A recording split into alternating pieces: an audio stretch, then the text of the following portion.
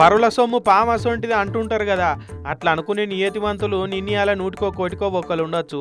ఆ ఒక్కరిట్లకి అజ్ఞాత భక్తుడు కూడా ఉంటాడు. ముచ్చటేందంటే తొవ్వెంటికి పోతుంటే దొరికిన వజ్రాన్ని తీసుకొచ్చి సీదా హనుమాన్ గుడి ఉండిలేసిపోయిందంటే ఎంత నియతి ఉంటే అట్లా చేస్తాడు చెప్పురి. అన్నమయ్య జిల్లా రాజంపేట కాడున్న హనుమాన్ గుళ్ళి అయింది ముచ్చట. మన బేస్తారన్నాడు గుళ్ళే ఉండి లెక్క పెడుతుంటే పొట్టం లెక్క గట్టి ఉన్నదోడి కనిపించిందట. ఇక అది ఇప్పి చూస్తే అందులో వజ్రం కనిపించింది. అట్లనే 1.39 క్యారెట్ల ముడి వజ్రం అని వజ్రాన్ని టెస్టింగ్ చేయించిన కార్డు కూడా పెట్టిండు. ఇక వాటితోటే ఉత్తరం కూడా రాసి పెట్టిండు. ఇది నాకు ఓ కాడ దొరికింది, దీన్ని అమ్మాలని లేదు, అట్లనే నా తాను ఉంచుకోవాలని కూడా లేదు, ఏదన్నా నగో నట్రో చేయించుకునే శక్తి లేదు, అందుకే దీన్ని ఆ దేవునికే అక్కడికి వచ్చేటట్టు వాడుర్రి, దేవుని అలంకరణలో పెట్టుర్రి అనుకుంటా ఉత్తరంలో రాసి పెట్టిండు.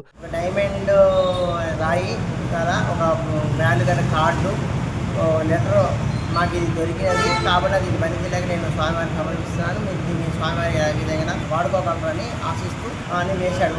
వజ్రం దొరికితే దేవుడే నాకు ఇచ్చిండని తీసుకొని లక్కీ ఛాన్స్ అని ఎగిరి గంతేష్టోళ్ళు ఉన్న ఈ జమానాల నేను కష్టపడి సంపాదించింది నాకు వద్దు అని దేవునికే చెందాలని పోయి ఉండిలేసిండంటే చిన్నప్పుడు బల్లె నేర్చుకున్న నీతి కథలను 100% ఫాలో అవుతున్నాడు అన్నయ్యలో గాని.